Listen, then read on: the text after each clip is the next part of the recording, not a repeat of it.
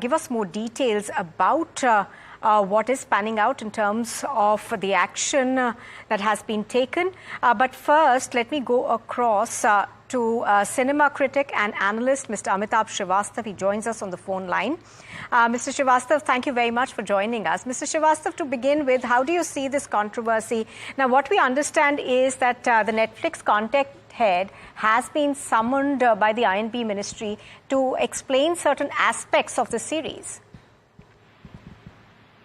See, as I can understand, the controversy has erupted because of certain names of the hijackers, and I think it erupted on the social media only that some of the hijackers in the series have Hindi names, and I think those criticizing the entire series are blaming Anubhav Sinha, the director, for kind of creating some fictitious name just to malign the community.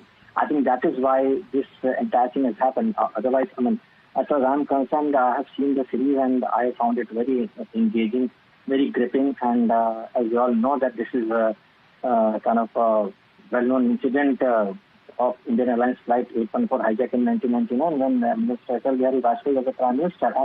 And actually we all know that it happened only months after the Kargil victory over Pakistan. And this kind of incident where 180 passengers were hijacked and it was finally kind of made its way to Kandahar. The flight was flown to Kandahar, and then some kind of bargain was made between the government of India and the hijackers, and 3 directives were kind of released, among whom the very well-known, very famous Maulana Masood Azhar, who was later on responsible for the attack on Parliament. So I think this became very big embarrassment for the Vajpayee government, and I think Anubhav Sinha has done a very brave job by picking up this subject and portraying it, during another BJP government regime. So, as I say, I found it very, very engaging, very engrossing, and we must understand that this entire series is based on the book written by the captain of that flight, Captain Devi Sharan, who has written a book of Flight into Fear. And he has created, Anubhav Sinha has created Mr. Devi Sharan for this thing, the content. So whatever thing he has taken, right, I believe that has been taken from the book. So the source material is the book. So I don't think Anubhav Sinha should be blamed for, whatever controversy is being kind of blown up.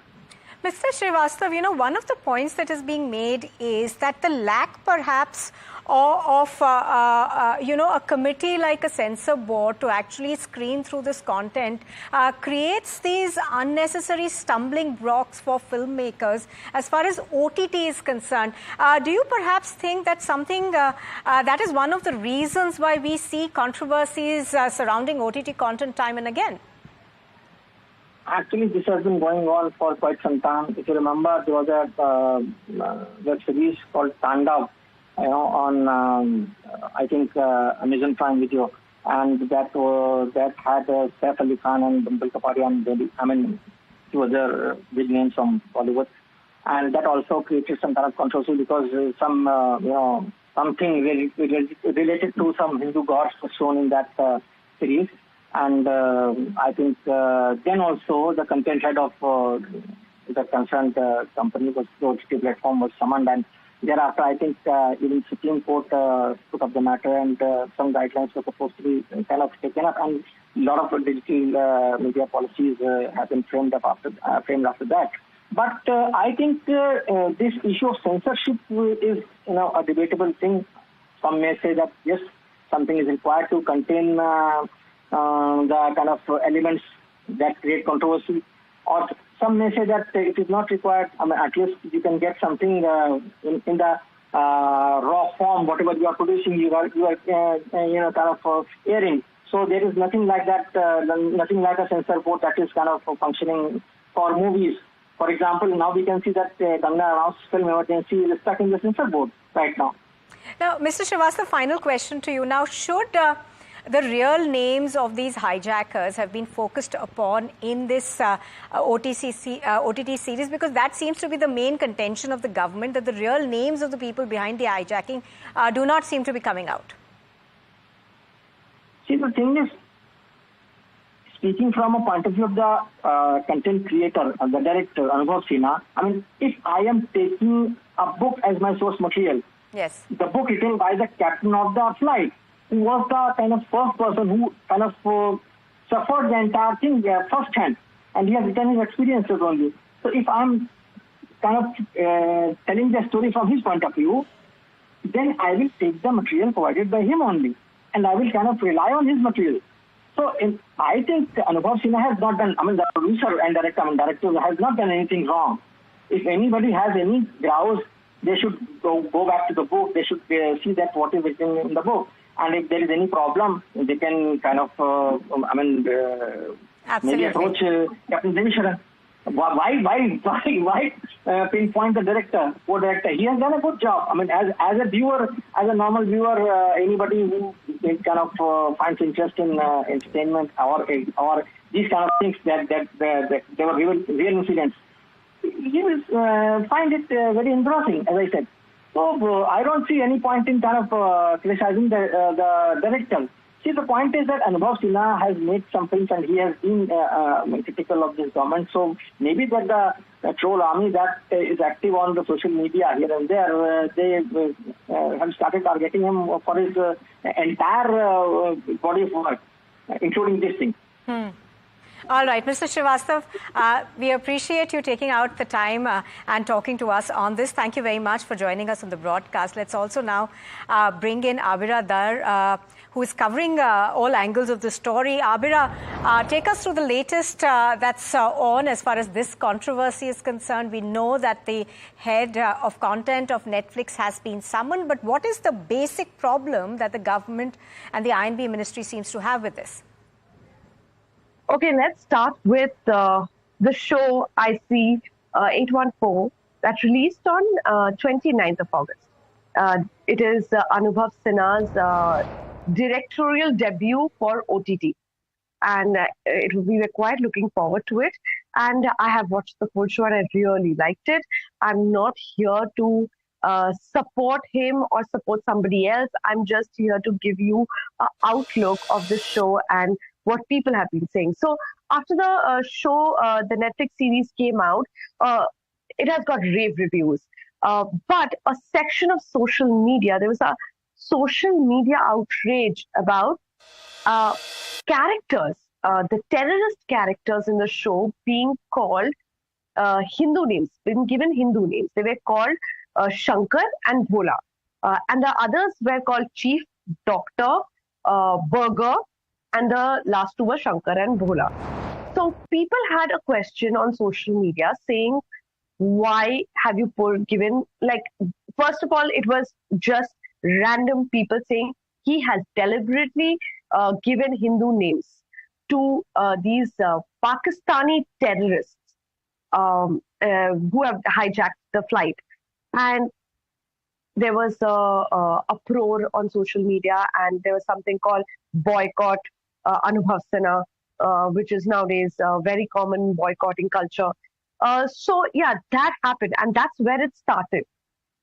And then coming to defend him were also a lot of people who are just not people, but people who have either covered journalists who have covered the incident back in 1999, very closely seen what has happened, people who have written books on it. There is this writer and journalist who on social media, he went on social media, he's like, I have nothing to do with this film. I had written a book years ago about this incident, the hijack, the Kandahar hijack. And he said very nicely that why these people are called Shankar and Bhola. And he explained it that these were the code names that they were using, the terrorists were using on the flight. They will not take their real names, right? They were all using code names, Chief, Burger, Shankar. Basically, all the 5 names were code names. And that's exactly what Anubhav Sinha has shown I'm going in to his series. So, yeah, that's where it started. No, Abira, do stay with us. And in fact, the renowned filmmaker and director Anubhav Sinha spoke to Abira earlier and shared his views on how it's different to direct for OTT platforms from commercial films. Now, the guidelines that come along and how a viewer can interpret your film based on their understanding. Listen in to what he told us. The only difference is the time of writing. Then you have to let go of the audience after this much time, and then you have to bring them back. That's the only new game that you have to play. Otherwise, shooting it and editing it and everything else is the same, like films. And there is a different art form. Writing television is a different art form because, we release a film and we do a month worth of promotions to bring them once to the theatre. Imagine you releasing a film in 5 parts. 1 episode will release every day. Do you think you can bring them back 5 times? No, you can't. Just because they are at home, and then the whole game of writing that I will let go of you and then I'll bring you back and I'll let go of you again. That's a very dangerous game to play. And that's where the idea of binge comes from, that you make it so binge-worthy that the audience doesn't go. So you're saying you can go, but actually don't. And so that's a game that you play with the audience. When you're making a film like this, which involves the government, which involves the army, what kind of guidelines do you have to follow, that you have to show the series? What are the guidelines, basically? Do I look like a guideline kind of guy? No. That's why I asked you this. Yes. So you didn't have to show it to anyone? And it was, I wouldn't do it. If that was a condition, I wouldn't do it. When you were coming up with a show like this, do you think twice about anything before you put it on the screen? Anything is controversial. I mean, if anybody wants to find controversy in your beautiful pink shoes, there's controversy there. But then you can't second guess a controversy. There are people who had a problem with Papa. I was like, what? Why? You're very upset with me. I don't know why. So I never imagined. But the kind of trolling it offered. So you can't second guess it. You can hope and pray, because who wants to be a part of any controversy? All right, Abira, now coming back to you on this one. One of the points that is being made is that the identities of the real hijackers could have been more prominently displayed in the series. Anything that you're hearing from the makers on this? No. So I reached out to the makers and there have been no response. I think they are right now preparing to go and speak to the ministry than talking to the media. But yes, you're right, but I'll give you a perspective. We have seen a lot of films like this. But when you watch this film, at the end of the film, the filmmaker has made sure he gives you the pros and cons of it. While there was, during the show, I might be giving away some spoilers here, but I need to explain this. While there were relatives who were waiting outside the airport for the loved ones to come back, there were also martyrs, parents, wives who were standing there and saying that if you let go of the terrorists that our sons and our husbands have given their life for to capture, that is also not fair. So there are two sides that they have shown, and you really understand how difficult a decision it is for the government also. While they're trying to save these people, they also have to do justice to those soldiers who have given their life to capture these people. And then at the end, it also shows after we let go of them, we did let go of the terrorists, 3 of them, that after the hijack, because that was the deal. How much we have lost. The attacks that these mastermind have the attacks that have taken place because of these masterminds. Absolutely. So as you're pointing out, Abira, this was quite a difficult sort of a topic to tackle, and perhaps we are seeing some bit of repercussions of that. Thank you very much, Abira, for joining us on The Big Story this evening. And before we move on to the other big story, the former Minister Rajiv Chandrasekhar has also supported the government's decision. In this, just listen into his views. There is nobody, I vividly remember IC814. I was very aware of that accident and very involved in following that. Every man and woman in India and indeed in South Asia knows that hijack of IC814 from Kathmandu was committed, that act was committed by Pakistan's ISI-backed terrorists. Now, nobody thinks that there were some people from India who did the hijacking. So how the people have Hindu names in that movie, I don't know. But I'm very, very happy that the I&B Ministry and the Government of India has taken cognizance of this and has summoned Netflix. All right, so now we move on to the second part of the big story, and auto sales were a mixed bag in August, where M&M's SUVs clocked 16% growth, while Bajaj Auto sales rose by 16%. Meanwhile, tractor sales remained muted. We are going to be joined by Hormaz Sorabji, the editor of Autocar India. But before that, let's go across. Thank you, Mr. Sorabji, for joining in. We're just going to come to you very quickly. But just a quick report from Tushar, who breaks down these numbers from us. So the August auto sales can actually be described as a dichotomy, at least in the four-wheeler space. If you look at the table, Maruti Suzuki, Hyundai, as well as Tata Motors, the top three car makers, have reported declines in the month of August. That's mostly due to the fact that they are realigning their production or sales or dispatches, that's from the showroom, from the factory floor to the showroom floor, to align it with the inventory build-up that has been building since actually May this year. Remember, the inventory is at about 67 to 70 days. About 70,000 crore rupees of unsold stock is with dealerships.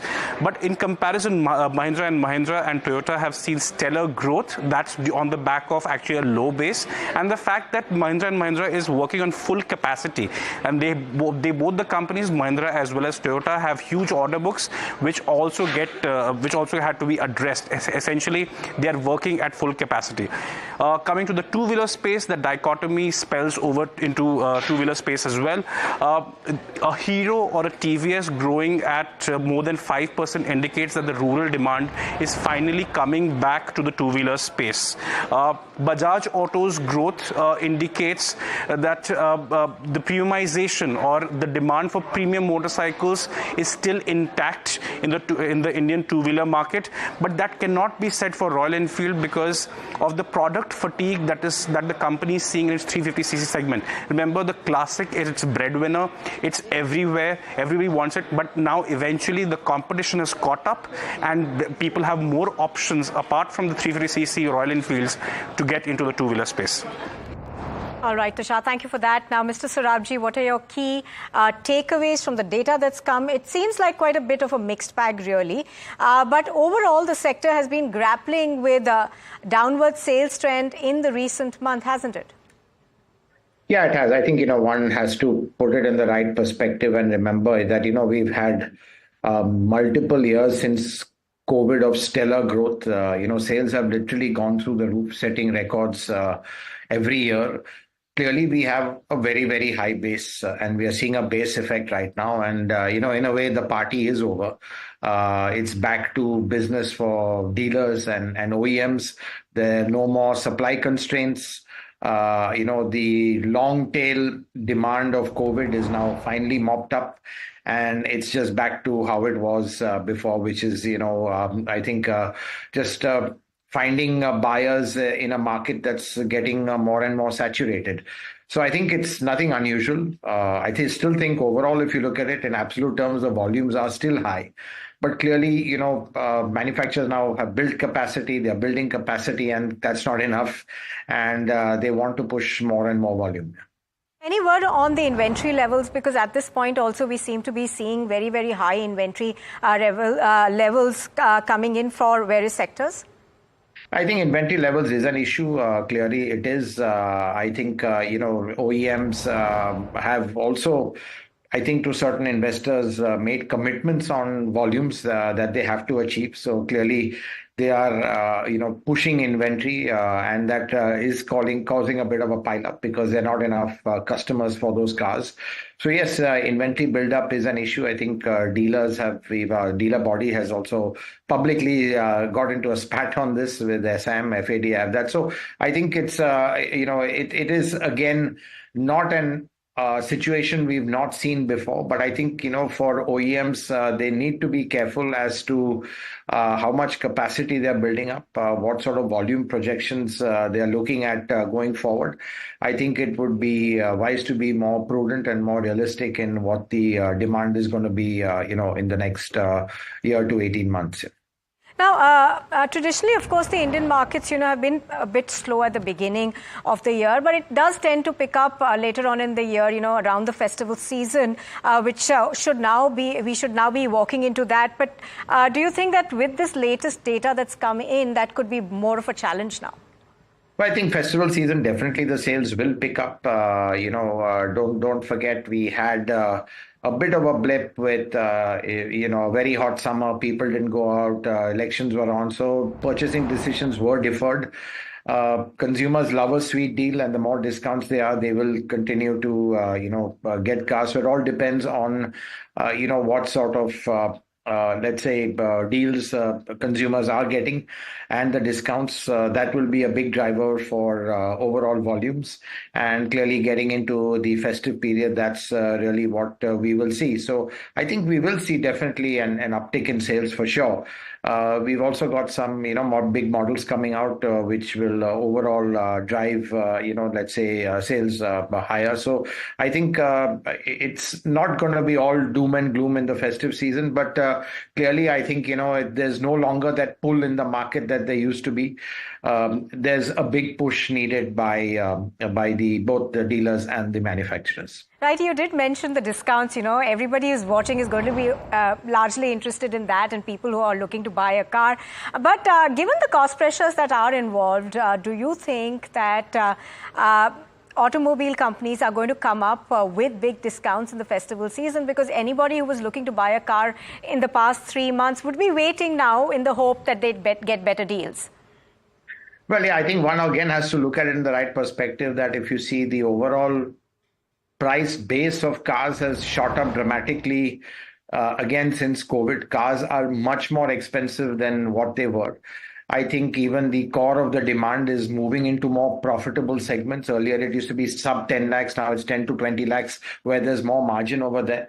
So I think in terms of margin and profitability, actually the OEMs are pretty well placed, because what's changed is the Indian consumers' kind of propensity to buy expensive. They've gone from being cost conscious to value conscious. We've seen that especially in the luxury segment, where cars of over 1 crore are probably the fastest growing. Very, very tiny segment, of course, a minuscule segment, but it just shows the mindset of consumers who are willing to pay if they get the right set of features and what the content in the car and what it offers.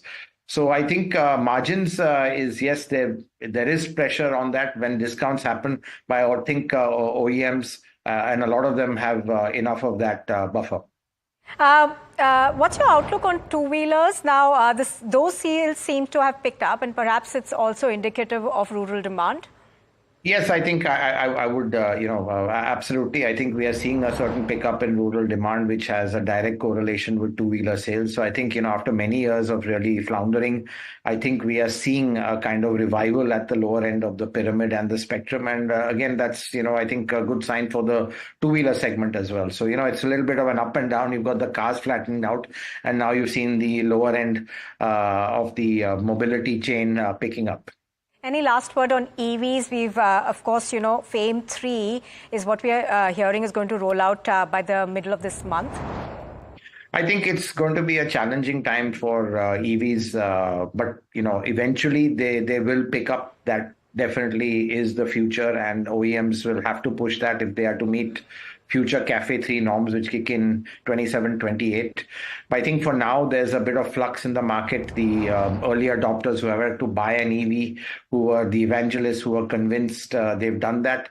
Right now, people are weighing up between EV and ICE. They're a little bit more skeptical on EVs. There's little concerns about resale value. That's really the big bomb waiting to drop, because clearly anecdotal data tells us resale values are really, really poor on EVs. So I think, all these factors are going to be an issue. And I think also for me, I think the fundamental issue is that home charging is not as rapid as the adoption of it, or the availability of it is not happening as fast as it should. And that to me is also a huge hurdle for EV adoption. All right. Hormuz Sorabji, appreciate your joining in on the big story this evening. Thank you. Thank you. Thanks for having me. All right. Now, so the disappointing auto sales, of course, were attributed to the election in the last quarter, and sales are expected to pick up in the next quarter. Here's a tip on what stocks to buy from Anand Rati's Mumkesh Mandalesha. Two-wheeler will grow in double digit for this year as well.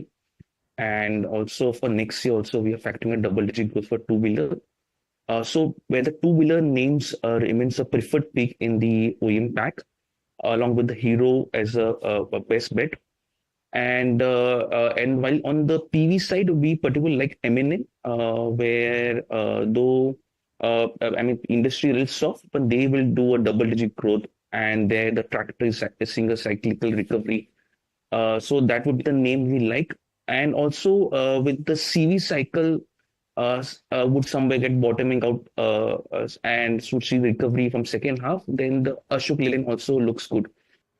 All right, and on that note, it is a wrap on the big story. Thank you for joining us.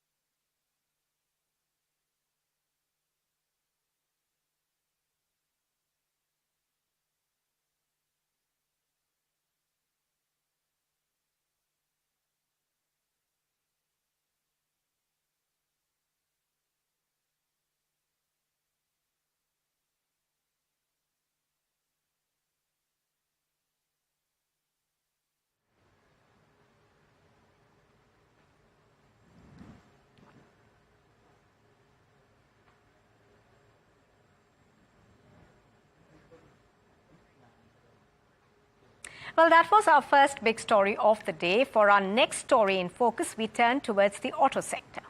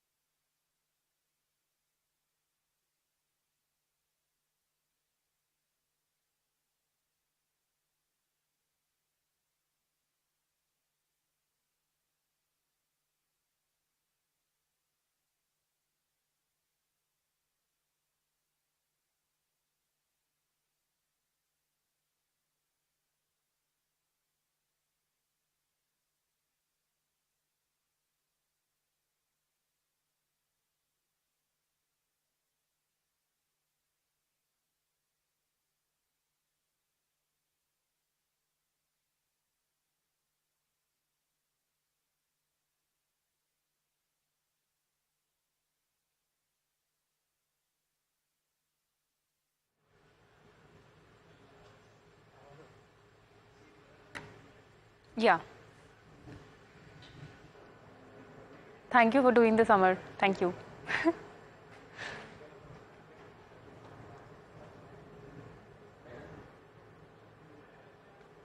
Where am I supposed to look?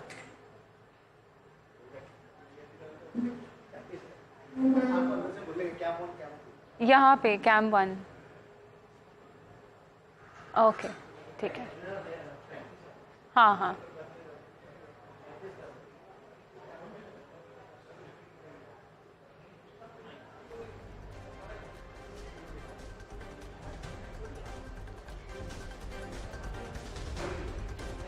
Market ends at record closing highs after hitting record intraday record highs. Mid and small cap indices underperformed the benchmarks. Auto sales a mixed bag in August. The top car makers clocked declines, but smaller players grew. FAME 3 subsidy for electric vehicles likely to be announced by mid-September, sources tell NDTV Profit. All stakeholders, including Ministry of Heavy Industries, Finance Ministry, auto lobbies and Niti Aayog, are on the same page. A 250 rupees SIP is on the cards. Aditya Birla Sun Life Mutual Fund is working to launch it, says SEBI chairperson Madhavi Puri Butch. I&B issues red alert in Gujarat and central Maharashtra, predicts extremely heavy rainfall in the next 2 days. I&B Ministry summons Netflix India content head after a controversy erupted around the portrayal of the terrorists in the OTT series IC-814, the Kandahar Hijack. Nationwide protests erupt in Israel after its largest labor union called for the action to push for a hostage deal with Hamas after the Israeli military recovered the bodies of 6 hostages killed in Gaza this weekend.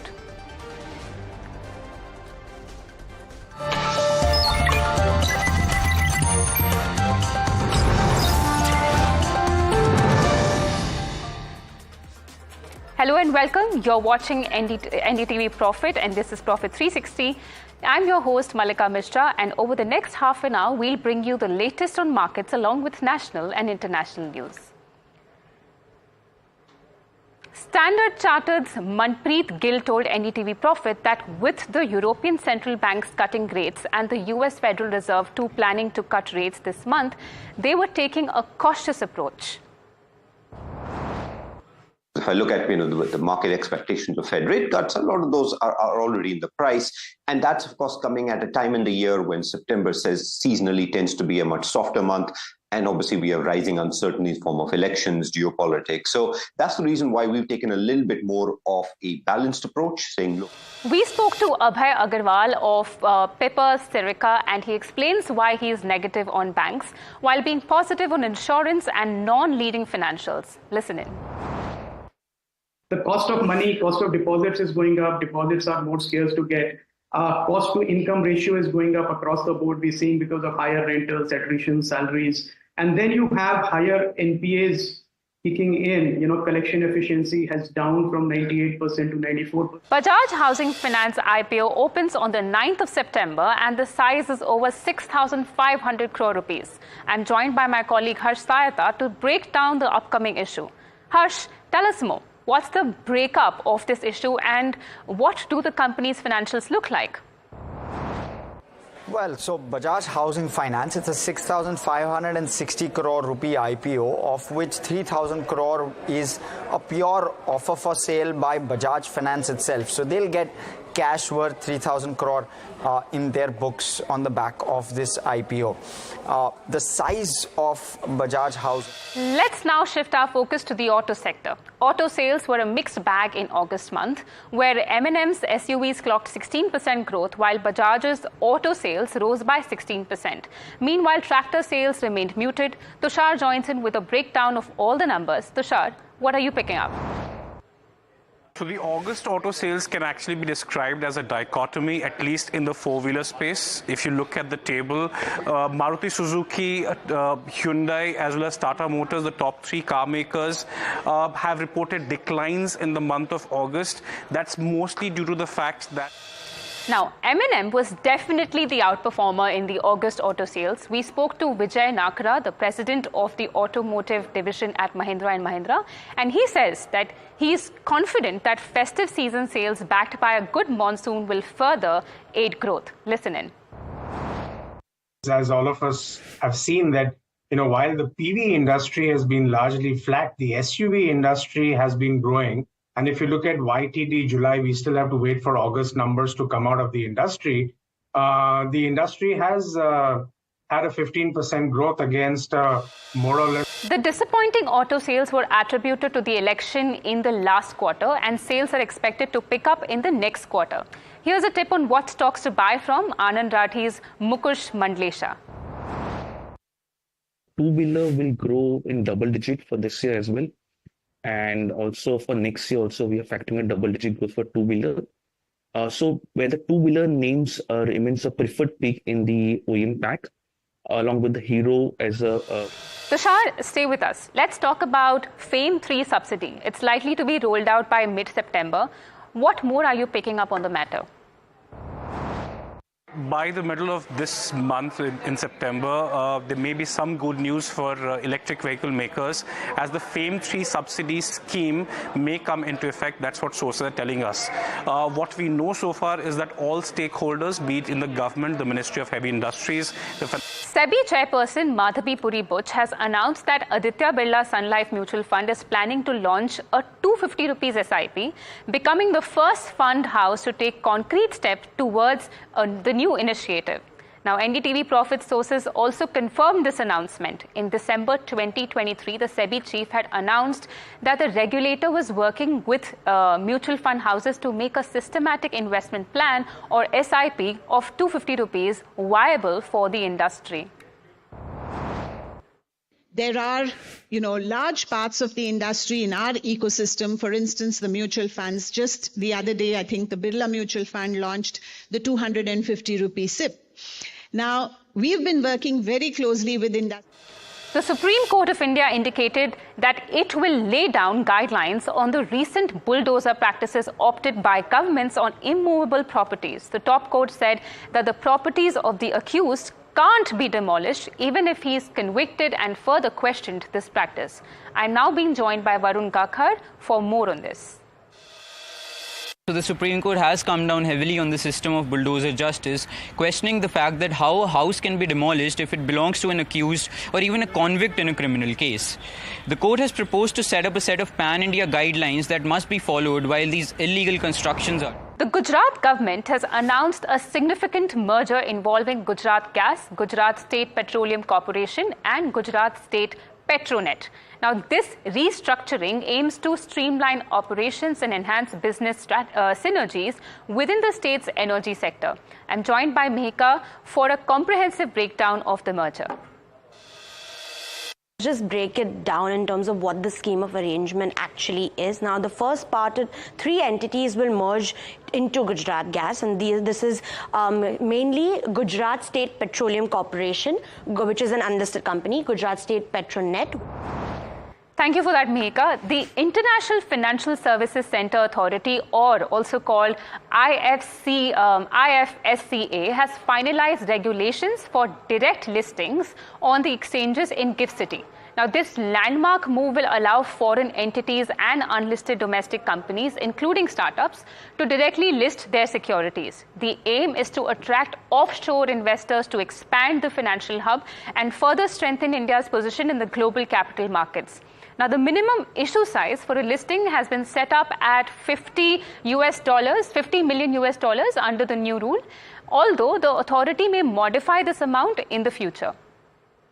Now, moving on, rain fury continues as heavy rains lash Telangana and Andhra Pradesh, causing flooding and waterlogging in several areas and disrupting road and even rail traffic. The Telangana government stepped up relief measures following heavy rains in the state. My colleague Uma Sadhir has sent in a detailed report. Take a look. It has been now 3 to 4 days of incessant rains, and both Andhra Pradesh and Telangana would be hoping that the worst is over or is behind them. As of now, still in Telangana, as many as 19 districts, the flash flood risk alert has been given in as many as 9 districts. Moving on to Gujarat, where several parts of the region, including Saurashtra and Kutch, are bracing for heavy rainfall and thunderstorms over the next 2 days.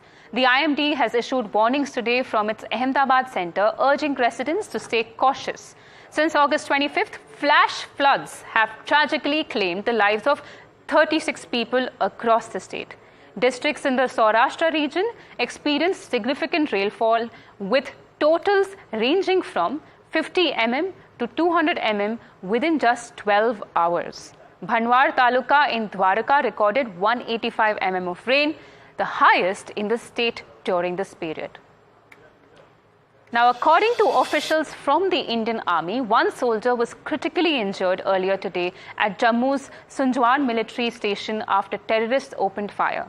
As per the statement, the terrorists had fired from a standoff distance from outside the base. On Thursday, the Indian Army successfully eliminated 3 terrorists attempting to infiltrate across the line of control in Machal and Tangdhar district of Jammu and Kashmir.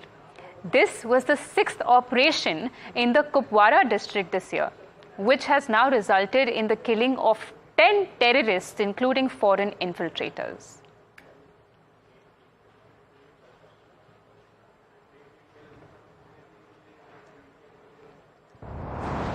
That's all we had on this show of Profit 360, but stay tuned for more such updates. Thank you for watching.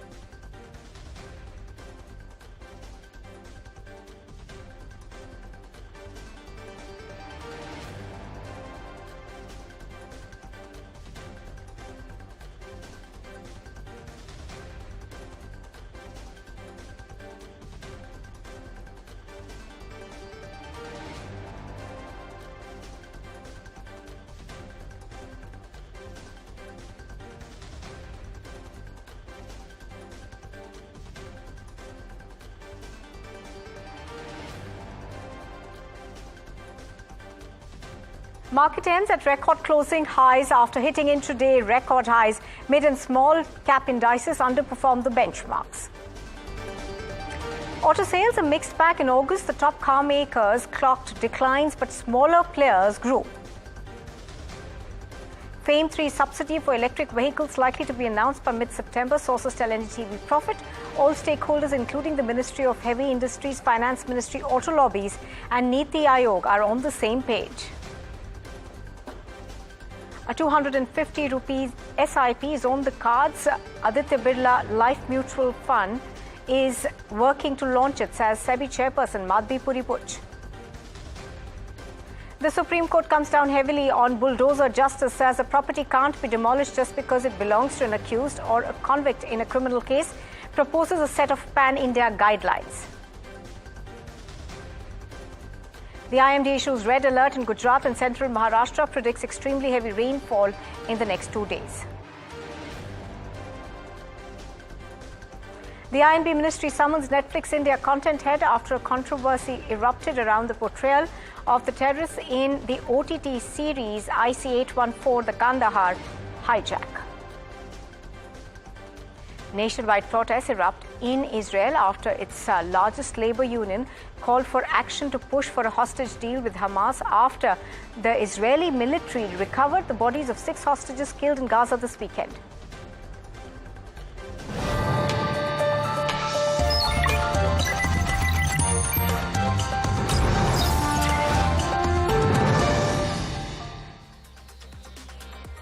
Good evening and welcome. You're watching Profit 360 on NDTV Profit and I'm Nupur Talwar Suri. Let's take a look at the day's market action. Now the benchmarks registered record closing highs. The Nifty ended higher for the 13th consecutive session and the Sensex closed higher for the 9th straight day. Now most sectoral indices finished higher, with Nifty FMCG rising the most and metal emerging as the top laggard. Let's now take a look at what to expect heading into Tuesday's session. On the macro front, the PMI data is expected to be released tomorrow. On the corporate end, Vedanta has approved an interim dividend of 20 rupees per share with a total payout of over 7,800 crore rupees. Meanwhile, the cabinet has approved a proposal by Kaynes Technology to set up a semiconductor manufacturing plant costing 3,300 crore rupees. And Standard Chartered's Manpreet Gill told NDTV Profit that the European Central Bank's cutting rates and the US Federal Reserve too planning to cut rates this month. They were taking a cautious approach. If I look at the market expectations of Fed rate cuts, a lot of those are already in the price. And that's, of course, coming at a time in the year when September seasonally tends to be a much softer month. And obviously, we have rising uncertainty in the form of elections, geopolitics. So that's the reason why we've taken a little bit more of a balanced approach, saying, look, the baseline path still is all of these factors, particularly rate cuts, should prove to be a tailwind. But we just want to balance that a little bit more than usual with, owning high quality bonds on the side and indeed gold. So I think that's really the way we're positioning ourselves at this point in time, particularly after being overweight in a year when equities have done very, very well in India, but indeed almost in all major markets around the world. And we in fact spoke to Abhay Agarwal of Piper Serica, and he explains why he is negative on banks while being positive on insurance and non-lending financials.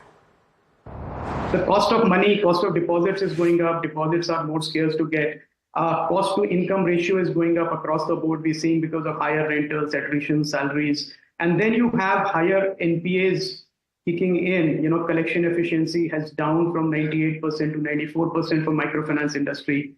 So there is struggle on all aspects for lenders, including banks, private banks, public sector banks. And Bajaj Housing Finance IPO opens on the 9th of September and the size is over 6,500 crore rupees. Harsh Saita is joining us to break down the upcoming issue. Harsh, tell us more in terms of what's the breakup of this issue and what do the company's financials look like?